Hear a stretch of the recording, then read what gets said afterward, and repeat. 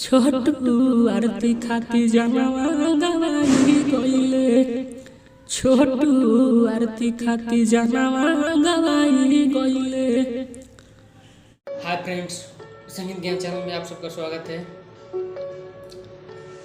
एक sad song लेकर आए हैं जो नया ट्रैक है।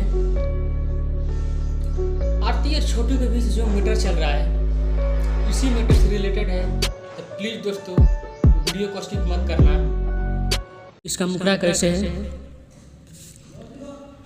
शादी के बहाना से रहे बोलवले, पहले से रहे वो साजिश रचवले।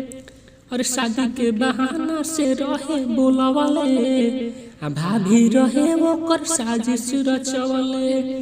कहल सुना काम मोती आई गइले। छोटू आरती खाती जनवा गवाई गइले। छोटू आरती खाती जनवा गवाई गइले। चलिए फ्रेंड्स, आप सबको फर्स्ट अंतरा गाकर सुना रहे हैं। और जे करे के अपन जनले उहे दागा कइलस। अब फोनवे के सेटिंग से छटुआ के बोलाइलस। हाँ जे करे के अपन जनले उहे दागा कइलस। अरे फोनवे के सेटिंग से छटुआ के बोलाइलस। उ तो खून के आंसू अमरुलाई गइले। छोटू आरती खाती जनवा गवाई गइले। छोटू आरती खाती जनवा गवाई गइले। चलिए दोस्तों, आपको हम सेकेंड अंतर रिकॉर्डिंग करके सुना रहे हैं।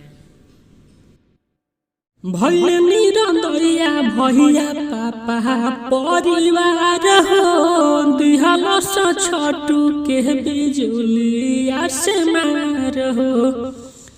हाँ भैया निरंदरिया भैया पापा परिवार हो, और दिहलस छोटू के बिजुलिया से मार हो। अपना पगली के पागल बनाई गइले।